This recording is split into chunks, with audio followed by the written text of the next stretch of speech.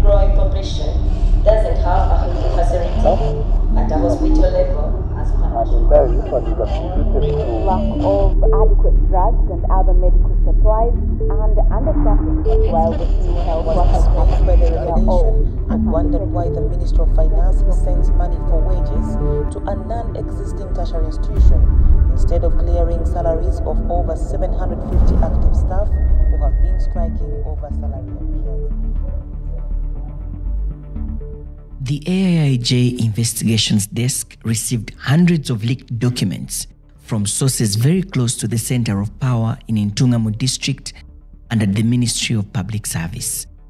Inside this cache of data sheets is information that exposes a failure in the district payroll management, existence and maintenance of ghost health centers for the last 10 years, and a breakdown in accountability systems.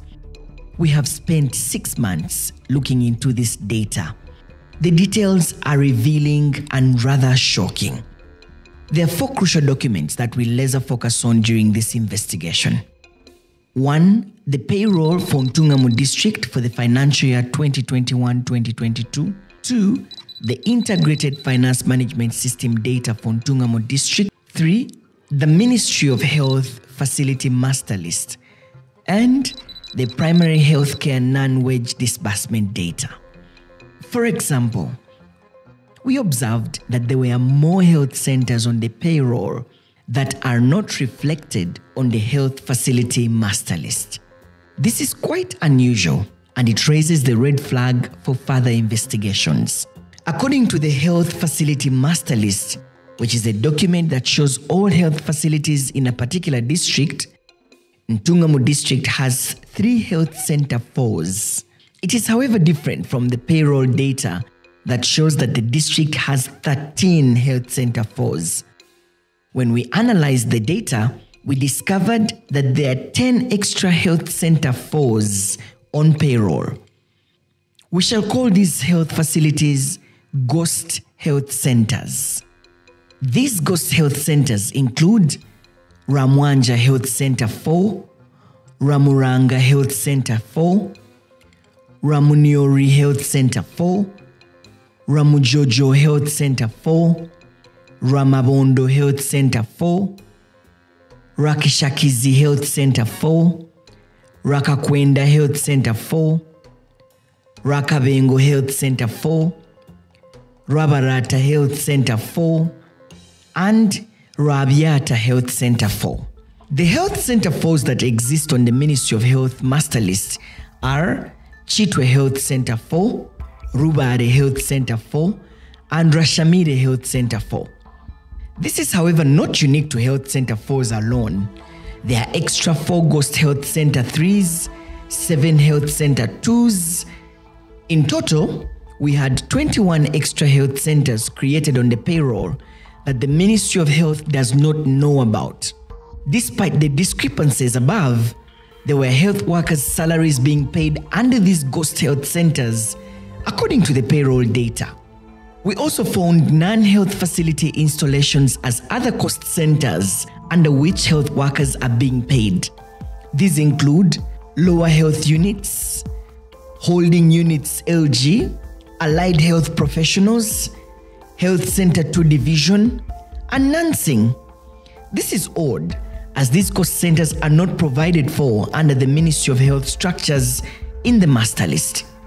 Further analysis of the staff list, the primary healthcare grant disbursed, and the payroll revealed that there were district staff members who were not health workers but were receiving PHC allowances, which is a preserve of people working in the health sector. For example, Inidimu Cimenta, a copy typist in Cow's office, was being paid under Rabarata Health Center 4, receiving lunch allowance and other allowances under the primary health care grant. We also found Amon Mukundane, a laboratory assistant whose workstation is Bonjera Girls School, registered as a primary health worker, receiving a gross salary of 2.2 million shillings instead of 550,000 shillings. This is referenced in the September 2022 payroll. The other one is Rosette Binyerere, an office attendant in Cow's office, who is paid under the public health unit as a primary health care worker. So, how could a typist, a teacher, and an office attendant end up being a medical worker? We also noticed that there were health workers on payroll who are earning more than what they are supposed to earn according to their job positions and salary structures. For example, Inidim Babazi Kemisko, a nursing officer who is supposed to earn a net pay of 1,570,436, earning a net salary of 1,599,132, which is an excess of 28,693 shillings. So many questions that needed answers. So, this investigation seeks to answer some of these questions, including, what do we know about these ghost health facilities on the payroll that the Ministry of Health does not have on their health facility master list? Do they really exist? Since there are people being paid under these health facilities on the payroll, do these people even exist? Or they are also ghost health workers? Do these facilities even get medical supplies from the national medical stores? Does NMS even know about them? How did these ghost health facilities end up on the payroll? Who is responsible for these anomalies on the payroll? What is the possible financial loss of this mismanagement to government and to the taxpayer? To get these answers, we traveled to Ntungamo district, which is located in western Uganda, about 375 kilometers from the capital Kampala. Ntungamo district is largely considered the first district, as it is home to the First Lady, Janet Kataha Museveni, and the President as well has deep roots in the district. In fact, the First Lady Janet Kataha Museveni was a former Member of Parliament for Ruhama County, one of the constituencies in the district. It is home to about 540,000 people. While here, we meet up with veteran journalist Perez Rumanzi, who has been covering the district for over 20 years. He's aware about the issue of ghost health facilities in the district. Perez, where are we going? We are going to a place called Guabarata. Guabarata is in Ruichino sub-county, in Ruhama County. It's one of the places that they say has a health center for. But in that area, there is not even a drug shop. Wow. On the way to Rabarata village, we meet up with the chairman LC3 for Rechiniro sub-county, Biralo Sebastian. Is there in your community, around here, sub-county, a health center for called Rabarata Health Center for? No, we have the village sale called Rabarata. There is an primary school, on church founded called Rabarata Primary School. It's a church founded primary school. But for the case of health center 4, no, I don't have in that sub-county. In fact, he is shocked that there are people who are being paid under a non-existent health center. He offers to take us to Rabarata village to clear any doubts. Here, we meet up with the former village chief. He tells us that he doesn't know about any health center called Rabarata Health Center 4. I have been a parish chief of this parish. Exactly. Which would contain that health center, but it never existed during my time of work. I retired in 2017, Feb 2017. We had never seen such a structure, and we have never seen workers. Access to healthcare for the people living in this sub-county is a challenge. Mzei's wife just gave birth 4 days ago. There are so many. Actually, there are so many. It is a small health center, which should have been elevated to health center 3. It is some 4 kilometers the other end, Chiveho. Wow. Yes. Just bordering with our sub-county, in our sub-county borders, just around there. So you have to walk 4 kilometers? We walk 4 kilometers. And at times, when patients go there, they don't find enough medicine. Even the way the place looks, it doesn't even fit to be a health center. Wow. The people in Rechiniro sub-county have a challenge accessing healthcare as the nearest health center is miles away. There is a big distance from here up to Rechiniro Health Center 3. So that's why I'm saying that it is not accessible. It is not easy for a person to access services. How far is it? From here, it is like 1.5 kilometers. So people have to walk for that? To walk. Pregnant mothers, those with sick children, to access a health center 3 that we have. Wow. So when you talk of a health center 4, I don't understand. I don't understand for sure. Tantena kubuza. Ahine health center ibakweta Rwabarata. Nga mazima tina yinkujimanya. Tina okujimanya. Ina yinkujimanya mazima. Ashikumu kurwara muzayi. Tuzarwikiniro. Oku. Ningashi. Kurenga mutwe tuzarhama. Ubushikujanja babana kubikorera kubashyokwe. Neto zibonga rite tukina mazima. Neto zibeto kujanja abacho tukina. Kwa rwikiro norana hari ngo kugira ngo hadambaro kiteyo. Muhatari ngo munonga toka hika n'umwana ngo wahikaye. Konkara Barata Health Center for mujimanyi? Tena yinkujimanya. Nyejuti. Mujikurora ko? Yinkajura hoga no kujura najura niwo kujigamba. Kwa Barata kahatine nirwara riyo. Kashi clinic. Clinic nazo tine zinkumanya mu.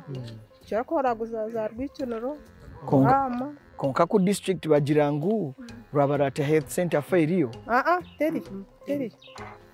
So this is Chibeho Health Center 2. Chibeho Health Center 2. Yes. This is where the whole sub-county comes for medical treatment and services. Yeah. Wow. And it is bordering Rwanda and Uganda, of course. That part is Rwanda. Hey. Yeah. Where you see the white color. Hey. That is Rwanda. Nyamiyonga. Okay. Yeah. And this is the health center too. Yes. Wow. So you people who are from that side have to walk up to here. Up to this side. Jesus Christ. Wow. So this is the waiting room or doctor's room? Wow. Wow. Maybe this is the OPD. Is this the waiting room or the treatment room? Wow.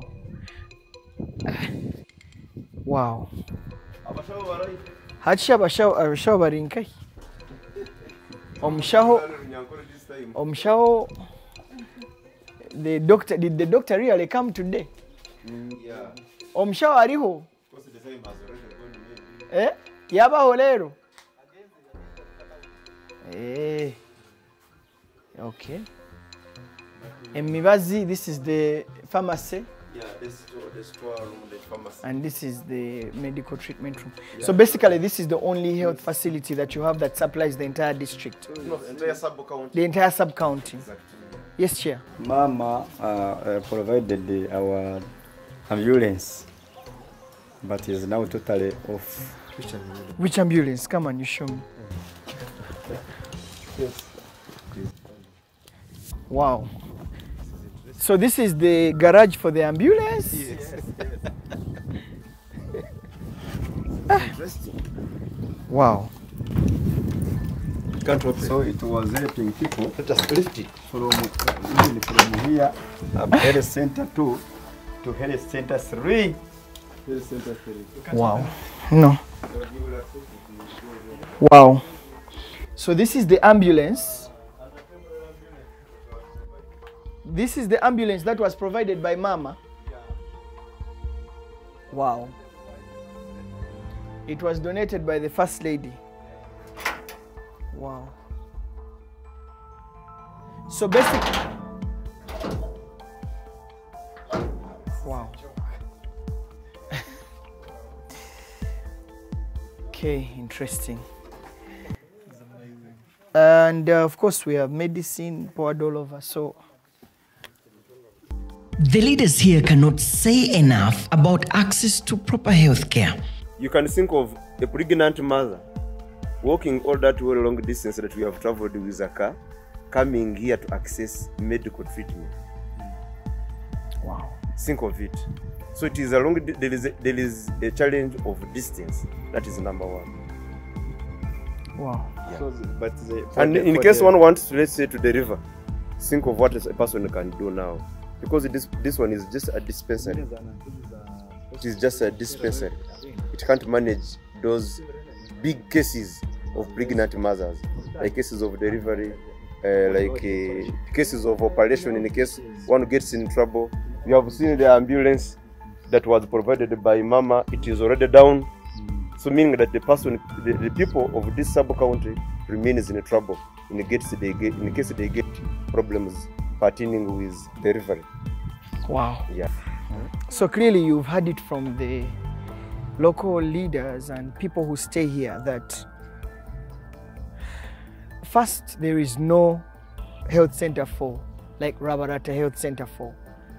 What is unique though is that in the government payroll for the district of Ntungamo, there are people who are being, first of all, that the health center for exists, but most importantly, there are people who are paid salaries under that health center that doesn't exist. We suspect that the same applies to other ghost health facilities on payroll, which are not known by the Ministry of Health. So, does the district health office know about these ghost health centers? How did they end up on payroll? We head to Ntungamo district headquarters to seek some answers to these questions. There is an ongoing meeting for the district staff members, and I am informed that this is one of the issues that had been discussed earlier. I'm also informed that there is a team from the State House Health Monitoring Unit at the district that is investigating the same issue. There is a general feeling of anxiety and fear among staff members, knowing that this issue has been red flagged. This makes access to information very difficult, as everyone at the district is suspicious. I'm also informed that there were some district officials who had been arrested earlier in relation to the ghost health centers at the district by the State House Health Monitoring Unit. For now though, all we can do is wait.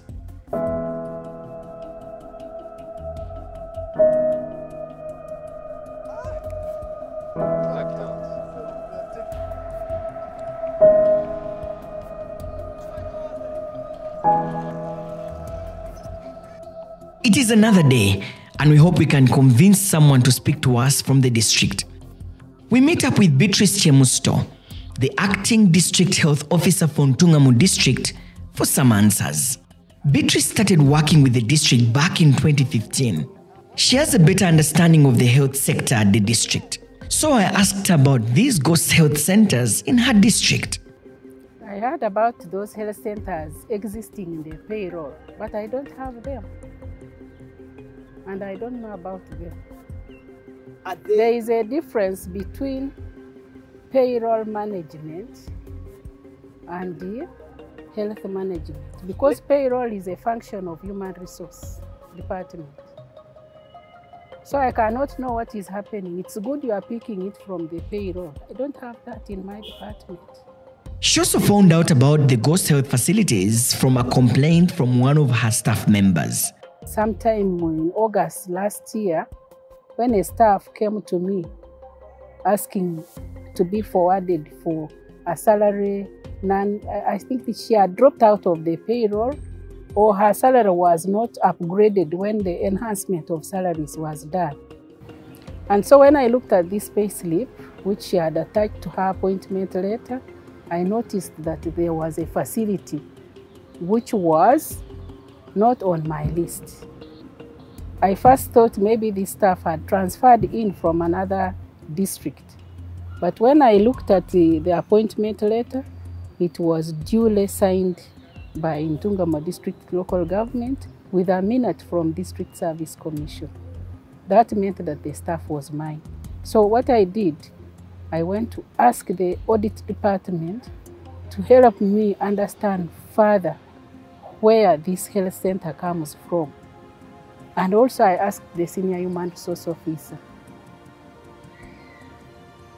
where this health center comes from to be on our payroll. I mean on the pay slip of the staff. I got to know that several staff were getting pay slips which have those health centers you are referring to. Beatrice says that she has raised the red flag to her superiors. I was only informed that it is not a new thing. It has been there since 2014. And for me, I've just been in office for 1 year.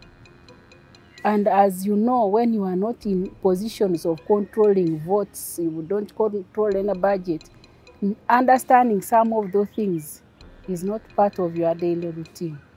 As a department, she submits monthly returns to the Chief Administrative Officer with a staff list for all health workers and their respective designations and workstations. She was, however, taken aback when she received the payroll. You are just concentrating on Rwakakwenda, Rwabarata, and all that. There are also other facilities where our staff are earning their salary. And this is where people have mistaken them to be ghosts.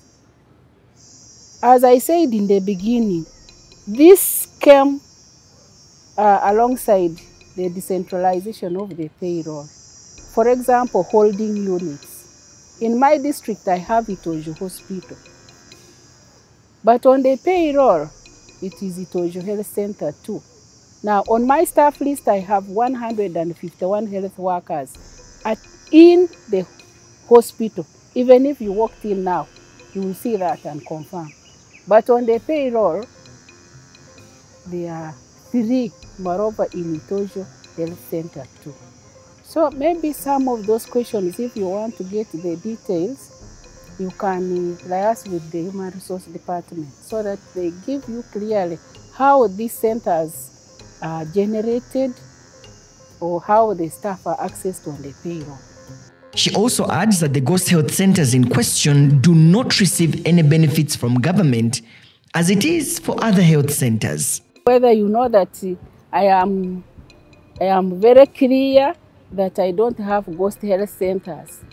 They don't get any PHC. They don't get any drugs.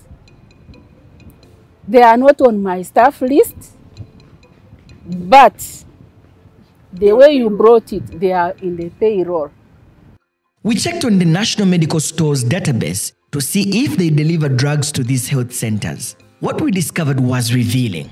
NMS does not have these health centers as facilities in Ntungamo and therefore does not supply any drugs to the health centers.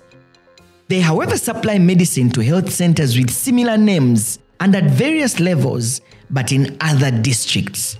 For example, Rwabarata Health Center 2 receives drugs from the National Medical Stores in Chirihura district and not in Ntungamo, where it is registered on the payroll as Health Center 4. Another one is Rwakakwenda Health Center 2, which is located in Isinjiro district, receiving medicine from the National Medical Stores. And yet in Ntungamo, it is seen on payroll as Rwakakwenda Health Center 4, but does not receive any medicine from NMS. From Beatrice's submission, we learned that some of her staff members are being paid under the ghost health centers. So, how did these ghost health centers end up on the payroll? We spoke to a source who took us into the inner sanctum of the district operations. For this investigation, he prefers to remain anonymous.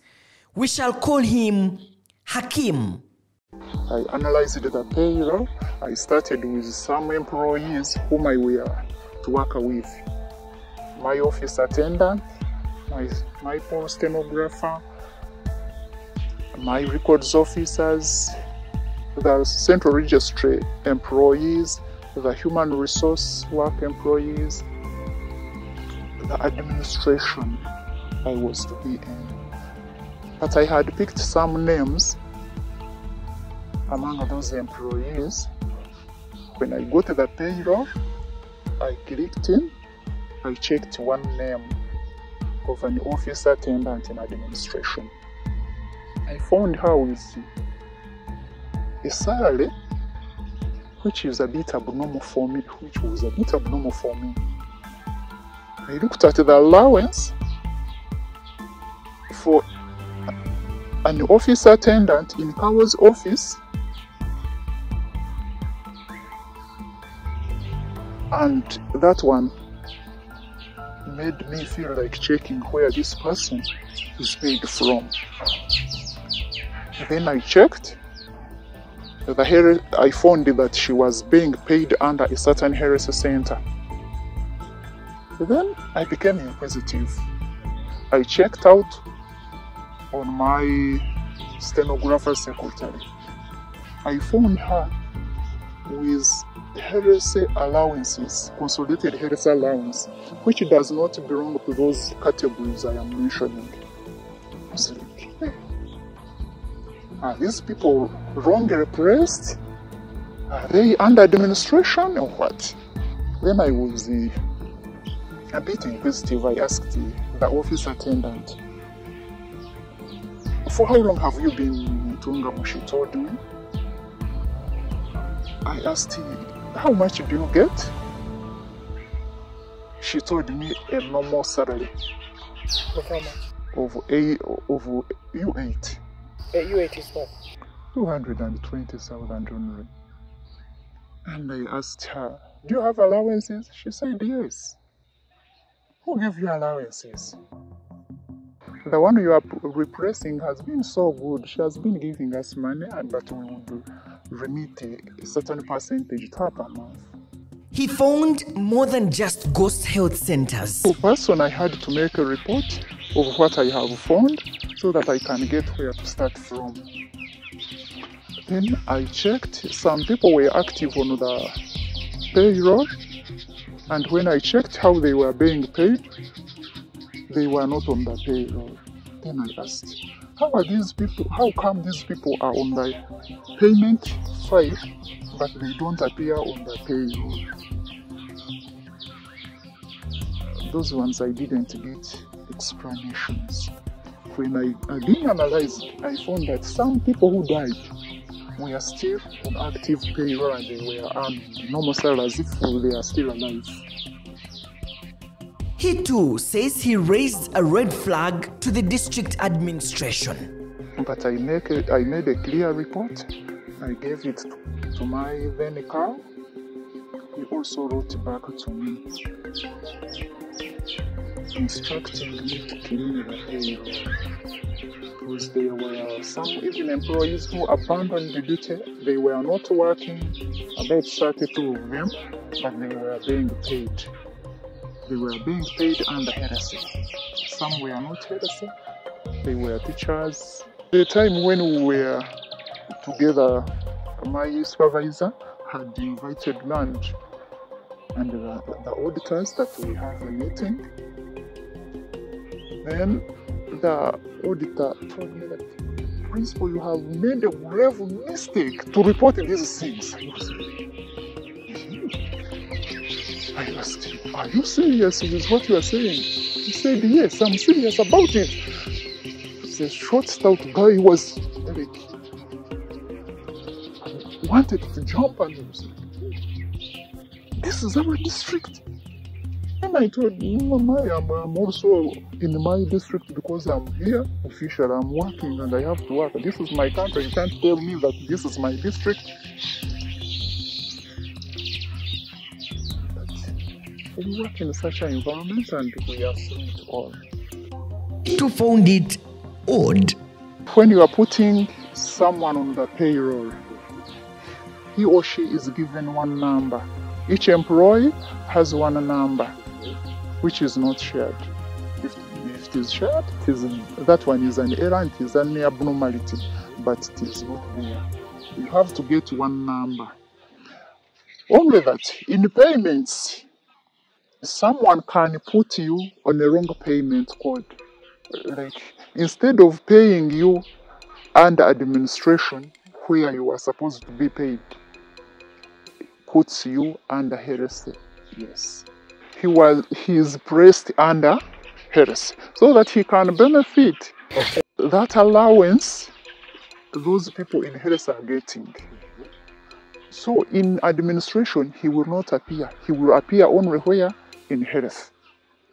And the money he will get from heresy. Meaning, this side he is not planned for. He adds that all the staff who are placed under these ghost health centers are employees of the district. Employees employed by the district. Only that they are placed under wrong pay codes. They are in heresy when they are not supposed to be there. Even those ones who are heresy workers are not placed in the genuine heresy centers, but they are placed in those non-existing heresy centers. But they are our employees. Hakim and his team have an uphill task of cleaning up the system. He adds that he was warned by his colleague about working in Ntungamo district. Even if they gave me 10 million to go and work in Ntungamo, I couldn't go there. So, then why didn't you tell me what you were feeling there? Let me go there and work. Yes, so me I am here to work. But those people are threatening to take my life. We are already in court. 2 has a challenge of explaining the existence of these ghost health centers that she called cost centers. I still have an unanswered question. Who created these ghost health facilities and put them on payroll? What was their intention? How did this keep the eyes of the district accountability system and that of public service? We need to get to the bottom of this. We got a source who worked in the HR's office. We shall call her Sandra for this investigation. She preferred to remain anonymous. She seems to have a clue about the ghost health centers and the messed up payroll. When the payroll was not decentralized, people were accessing the payroll from the Ministry of Public Service. Then later they transferred the IPPA systems. Now they located the IPPA systems to lower local government. But still, it is the scope of establishment where the positions to access someone on payroll is extracted. It is still managed by the public service. There is, we call it in human resources, we call it a copy of establishment, and it's where you get a position to put someone on payroll. For example, if I'm a human resource officer and I'm to be put on payroll, you have to first get that I have to be having a position on that scope of establishment for someone to put me on the payroll. And that scope of establishment, where those positions are, it is controlled and managed by public service, not someone else. So the issue of ghost health centers, those health centers are in the system, are on the system of that scope of establishment, but they are not per se. They are not per se ghost health centers because the positions that are on those health centers, they are for the district. Decentralization of the integrated pension and payroll system took place in 2014 to improve service delivery at the district level. Sandra speaks about the establishment hierarchy document. This document, which is issued by the Ministry of Public Service, is used by the human resource officer at the district level to add people on payroll. She says that this could be the smoking gun. It is wrong, but still what I can explain on this, when the HR is accessing someone on payroll, like I have explained, when one is recruited, specifically if someone is recruited maybe as a nursing officer, and that nursing officer is posted to Itojo Hospital, per se, it is say a hospital in Ntungamo called AIIJ hospital. If someone is posted there as a nursing officer, then the HLR is given information to access that person on the payroll. So when the HLR goes on the system, he extracts the position of assistant nursing officer and he puts that person on the payroll. Only that the LR that comes... And there must be an appointment letter to that. There must be an appointment letter. There must be from Service Commission. There must be acceptance from that very person.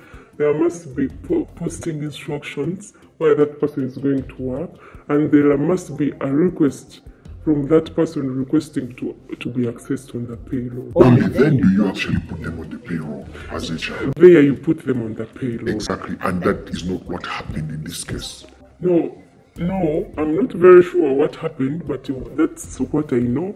And I know those people were accessed on the payroll. Only that they must have been accessed on the payroll and they did not appear on the station where they were posted.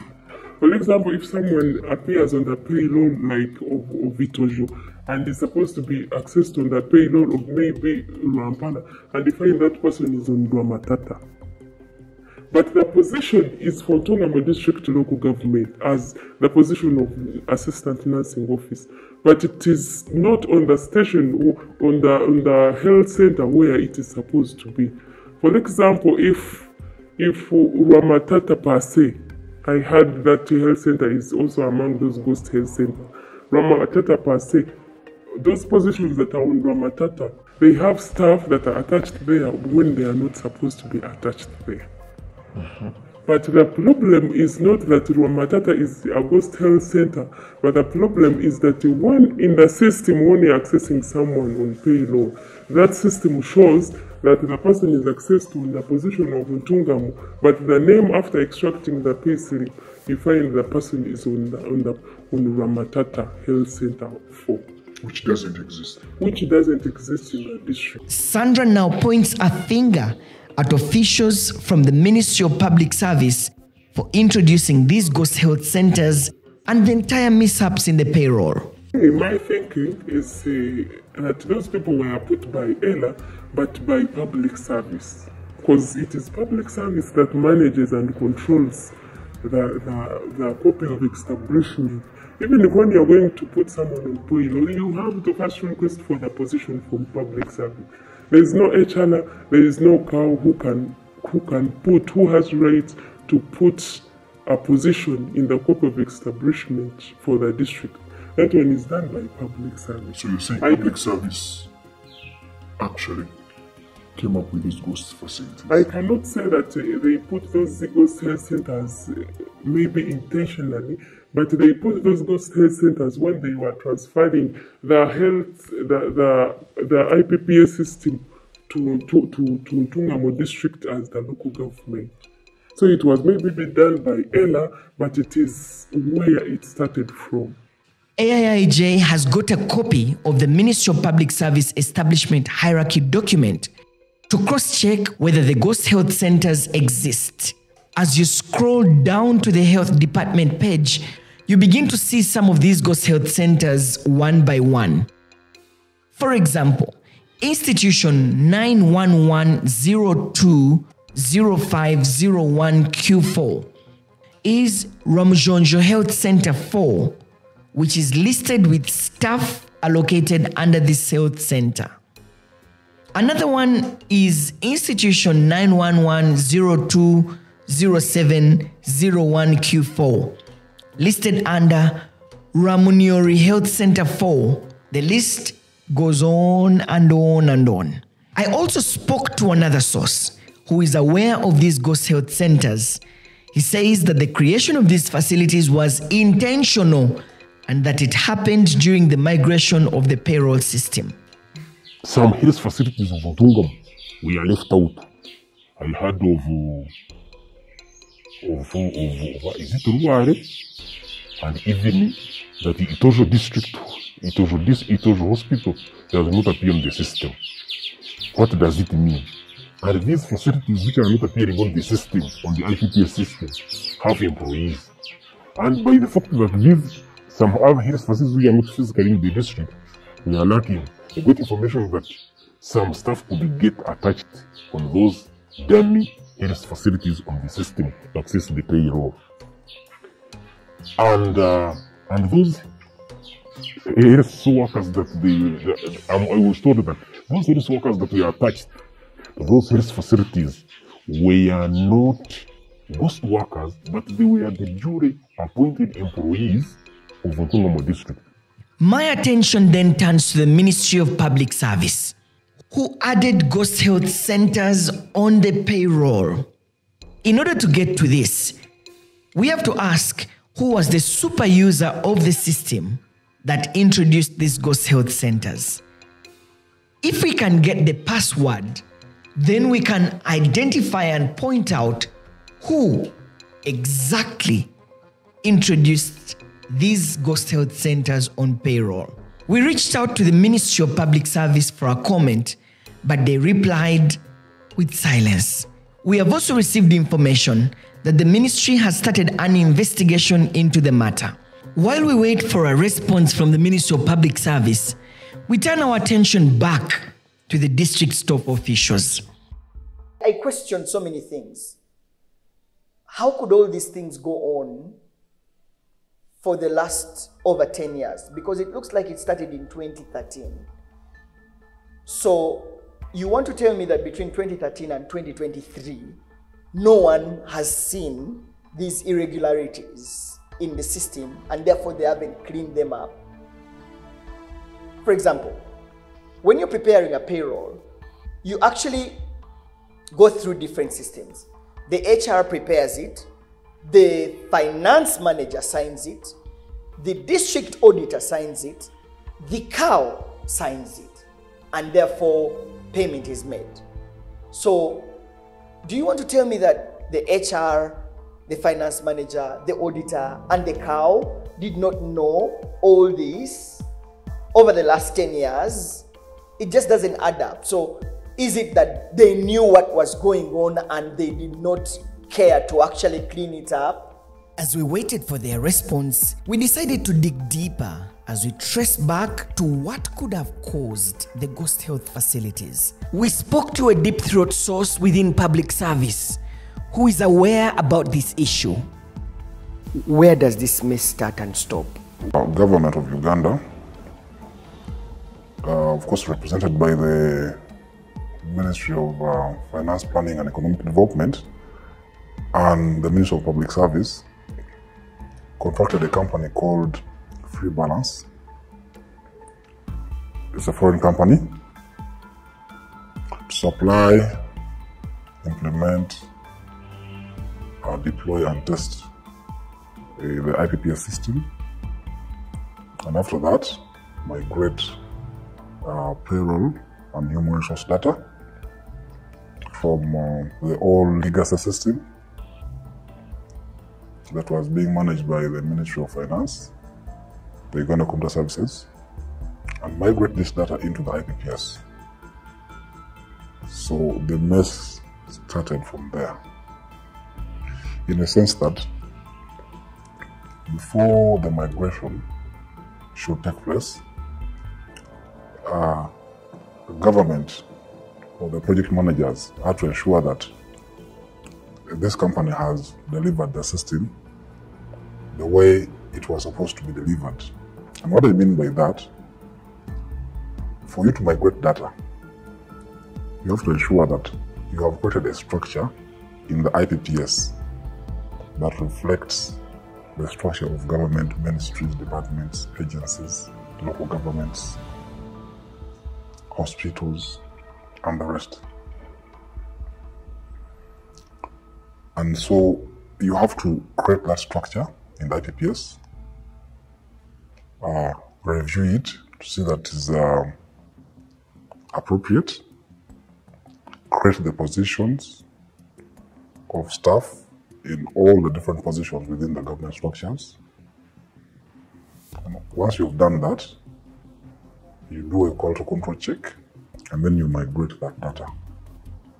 So that when you migrate, the human resource data that goes into the IPPS is aligned to the actual structures in government. But this was not done. And yet, the system was the project was signed off, and even the contractor was paid. So when you look at that, you'd want to think that there was no value for money in the money that was paid to this company. Who is responsible for the shoddy work? Is it the company Free Balance, which boasts of integrity in payroll management on their website, or is it the Ministry of Public Service? You'd imagine that the Ministry of Public Service had data, the Ministry of Finance had data, the Ministry of Local Government had data. Whose responsibility was it to actually clean the data up before submitting it to the contractor, or was the contractor responsible to actually do the data cleaning and setting up of all those structures in the new IBPS system? The contractor had the responsibility of creating the structures of government based on the data that has been given to them. And what we know is that this data was availed by government to the contractor. They were supposed to create what we call establishment structures of the different local governments and the other entities that exist, for example, within the local government. Okay. In a local government, you have a department maybe of administration, you have Department of Health, Natural Resources, you have a district hospital, and all the substructures within that hospital. You have health centers, and all the substructures within that health center. Health centers, 2, 3, 4, and the rest. So this was supposed to be done. By the contractor? Yes, working with the project management team at the Ministry of Public Service and the Ministry of Finance. So it was supposed to be done concurrently, and you think that this wasn't done? This wasn't That's where done. the mix-up and the mess starts from? Yes, because as a government is a project manager, and it has a responsibility of, first of all, ensuring that there's quality control within the data migration process, and also before it signs off the project, there are what we call the user acceptance tests, whereby the project manager, which of course is government, Ministry of Finance and Public Service, they're supposed to ensure that the structures of government, as they exist on the ground, have been coded into the system. It's at that point that you are supposed to sign off and say, yes, contractor, you have migrated the data according to what is supposed to be, and that is when you're supposed to pay the contractor. So if you sign off a system which has junk data, which has structures that do not exist in government, then you have not paid for what the contractor was supposed to do. So there was no value for money? Yes, there was no value for money to say. We also found health centers that are not in the district, but the people were paid under those health centers. Talk to us about how they could have come up. If you're creating the establishment, you'll have maybe a department A. It has different units, and those units, their positions. So basically, in the process of creating establishment in the system, you are supposed to code based on that. So because they did not do that according to the way it's supposed to be done, that's why you find that you have structures like holding unit, which has so many people attached, and yet these people are not supposed to be under holding unit. They are supposed to be in the different hospitals and health centers. Yes. Government is overstaffed. If a health center is supposed to have maybe 6 people, like a health center 2, and then instead of creating a health center 2, you create a health center 3 or 4, which has more people. This is going to give room for the people who are recruiting to recruit more people, because the structure of the health center 3 absorbs more people than a health center 2. And that's why when you look deeply, you see that there's overstaffing across government. And this stretches the wage bill of government. You find that you have excess people than what government has actually approved that they should be recruited. So the wage bill shoots up? The wage bill shoots up. Because there's overstaff? Because there's overstaffing. Because what was supposed to be a health center 2 has been now made a health center 4. Yes. It impacts on the budget for government. And that will explain why government is in an effort to try to clean up its payroll, because there are many people than it expects to have. So the team at Free Balance just thought of something like holding units, and they just put it there. First, it's not in the government structures. I don't think public service gave them holding units or Ministry of Finance. So they just come and say, okay, let's just put lower holding units as a structure in payroll and attach all these people. It just doesn't add up, does it? It doesn't add up. I think we wanted to find the easy way, because if you outcreate the structure the way it's supposed to be, probably it will take a long time for them. And yet they needed to complete their project in the shortest time. So I think the easy option was to create a holding unit and migrate everybody there and then get paid and walk away. What explains the existence of health centers that would have been in another district? For example, you have a health center like Rabarata, which exists as a health center 2 in another district, but it's now on the payroll of Ntungamo as Rabarata Health Center 4, and yet it does not even exist there. Either this was intentional, or somebody did not do a good job, and also there was no quality assurance to verify that the structures, the way they were supposed to be created on the system, were created. So that is a failure on part of the management, who are overseeing the whole process of migration of data and implementation of the system. They shouldn't have allowed this to happen. The best practice is that you check. Once you contract somebody to implement a system for you and migrate data, you're supposed to do a quality assurance to ensure that the system, the way it was supposed to be delivered, is exactly how it has been delivered by the supplier or the contractor. So it could be a lapse by a project management team, which involves government, the people who are involved in public service, Ministry of Finance, or it could have been intentional. So for that we cannot be able to conclude, but it should be one of those two. But I would think that the person who contracted the supply or the contractor has the responsibility to ensure that the system is delivered as expected. Does that then speak to the capacity of quality assurance at the Ministry of Public Service and the Ministry of Finance? So literally the buck stops with the Ministry of Finance and the Ministry of Public Service? Yes. Because they failed to do quality assurance? Yes. On the system and of the data that was migrated. Because they are the ones that contracted this company. And they shouldn't have paid this company before they have ensured that the migration process is complete, is verified, and the data there is accurate and reliable.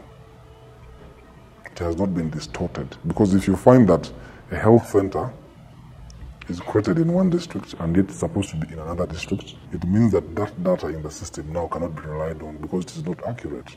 And that distortion has caused to a financial loss to government. To answer this question, we carefully reviewed the payroll, and what the data speaks to us was shocking. We noted that a total of 39 employees had been overpaid by the district, salaries amounting to about 74 million shillings for the last financial year. This meant that they were receiving salaries that were over and beyond their pay grades. This is illegal, and this could be a point of financial hemorrhage. For example, Edivina Kemirembe, a health information assistant, was allegedly overpaid by the district local government money that amounted to about 13 million shillings. Kellen Turiamshemerirwa, a nursing assistant, was overly paid by the district local government, causing a financial loss of about 17.4 million shillings. We also noted that there are 10 staff members on the district payroll who had neglected their duties. These included, among others, Eunice Chobutenji, an enrolled midwife who had left work back in 2015, and yet she was still being paid a salary. Fiona Kanyesije, another enrolled nurse, who also neglected duty in July 2017 and caused a financial loss of about 48.5 million shillings. Ronald Tudiasima, a porter who neglected duty, causing a financial loss of about 1.7 million shillings. Arinda Comfort, an enrolled nurse who neglected duty for 7 months, causing a financial loss of about 8.5 million shillings. This too was another point of financial hemorrhage. We also found about 24 people who died, but they were still on payroll as of May 2023. These included, among others, Caroline Orishaba, an assistant nursing officer who continued to receive salary even after she had died.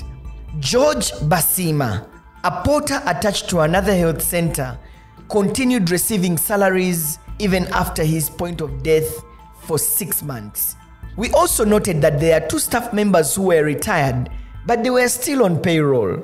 When we compared the staff list from the district health office against payroll, we could not account for about 79 health workers. We suspect that these could be ghost health workers. The district health officer said that these can only be treated as allegations when we asked for a response.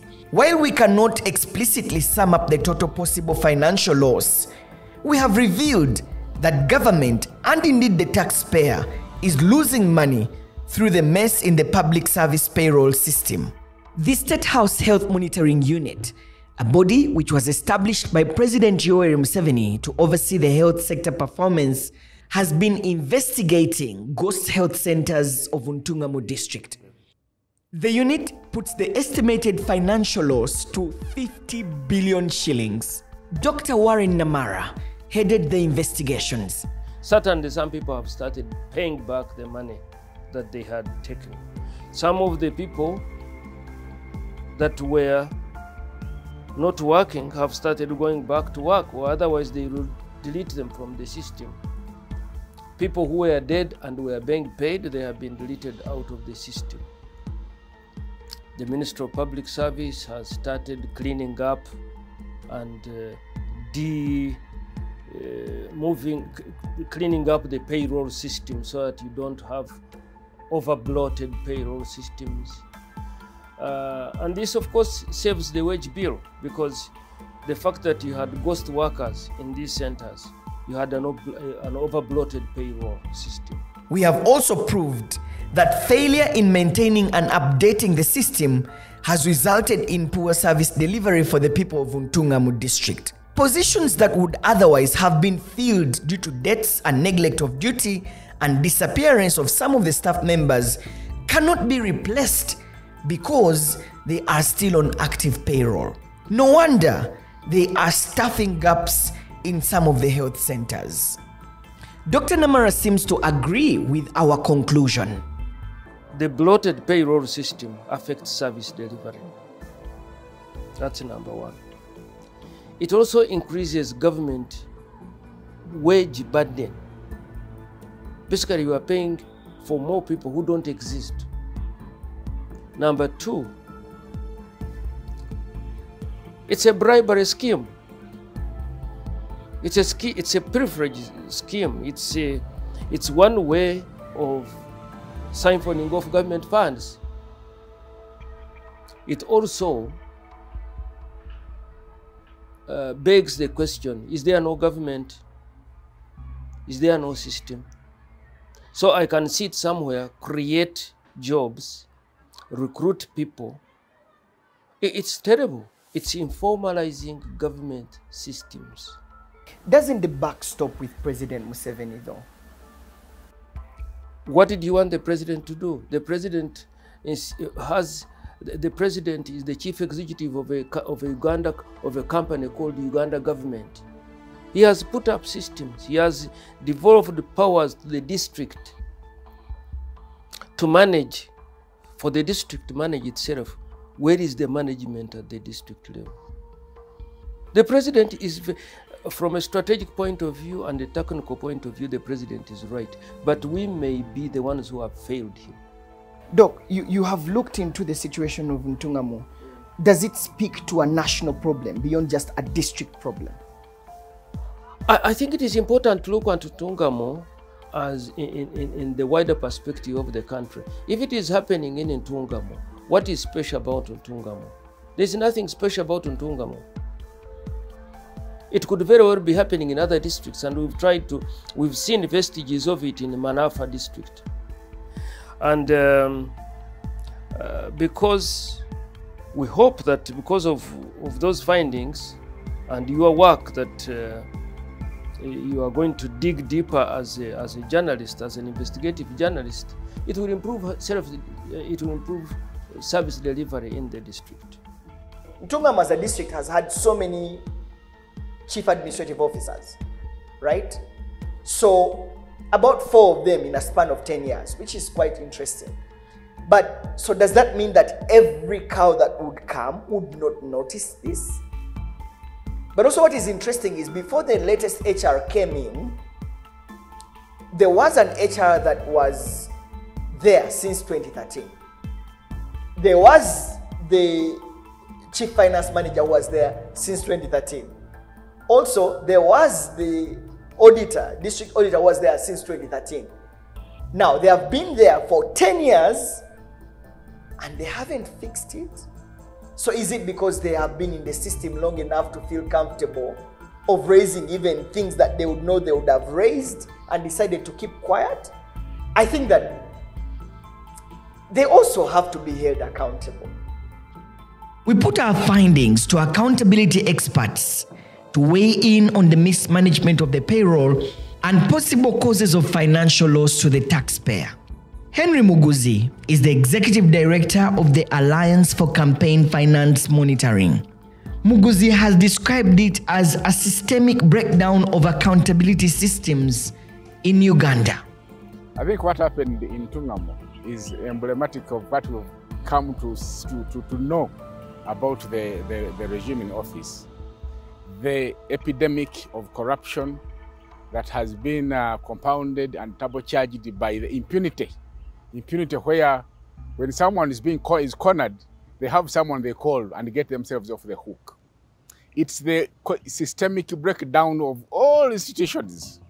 In fact, you can call it comprehensive brokenness of systems, of institutions, that the monitoring systems don't work, that people are able to hide in the shadows of corruption, shadows of impunity, shadows of protection, shadows of godfatherism, and they're able to orchestrate and pull off these schemes of self and personal enrichment.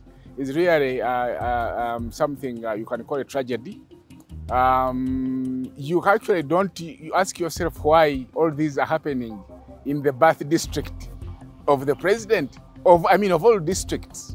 He is now calling for a complete overhaul in the Ministry of Public Service. A whole system of auditors. Number one, you have the DHO, the district health officer, that is supposed to be, supervising and checking on the happenings at health center level. But you have the technical head of the district, who is the cow. He's supposed to be the overall, supervisor and superintendent of these things. But on top of the cow, you have political leaders who have voted for men and women to sit in district councils. Their work to monitor. What are they doing? And then you have, of course, at the national level, you have the Inspectorate of Government. But you have also people called DSOs. You DSO, District Internal Security Officer. I'm told there's also Sub-County Internal Security Officer. There is also Parish Internal Security Officer, PISO. What are you doing? What kind of information are you doing? Of course we know. Because you go everywhere, you go publicizing yourself, I'm with the DSO, I'm with the PISO. Everybody fears to come to you. Nobody will give you information. You cannot even pick up the smallest information. So the monitoring system is dead. Now you have at the national level, the Inspectorate of Government. What are they doing? They have regional offices. What are they doing? Are they just seated in offices and checking internet? What are they doing? Have we not spent on fuel? Have we not provided vehicles for them to move around? We have provided these. What are they doing? You cannot understand. We have the Auditor General. Don't they audit these every year? What do they do when they get down there? Why did it have to wait for over 10 years? Javi Ejoy, the Executive Director of ActionAid Uganda, is an accountability expert who has also carefully been observing and studying the operations of public service. He looks at this as a well-orchestrated plan at both the district level and public service.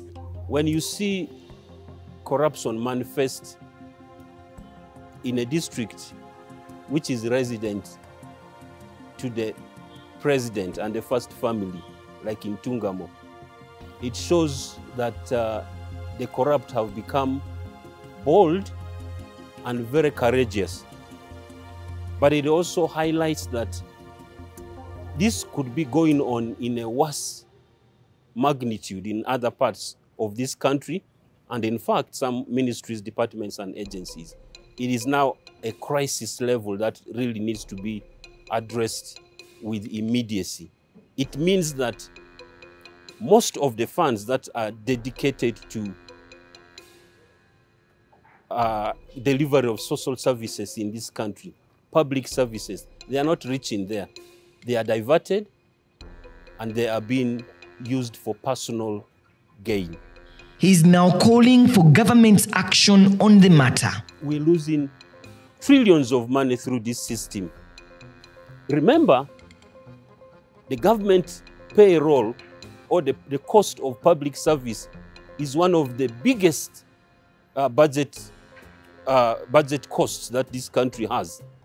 And so it just shows to you that we now have a finger at where this is all going. My call to action is that government should completely overhaul the current system on which fraudsters in public service have latched the stealing game. Because we can't afford at this stage, in this current economy where we are having really strains on our public services, roads that are developing potholes each day, health centers that are not having medicine. And so that system needs to be overhauled. He's also rallying the public to stand up and ask for accountability. Citizens are being shortchanged. And if we accept, because they are our people, they are known to us, they are related to us, or because everyone else is doing it, and then we know that socially we have become part of this syndicate. And I call upon citizens of Uganda, in whom the hope in fighting corruption lies, to rise up and really come up and demonstrate that they are not going to take this anymore. He warns that if these loopholes are not fixed, Uganda will continue to lose billions of shillings through the mismanagement of payroll and corruption. Solomon Serwanja, AIIJ, Unveils.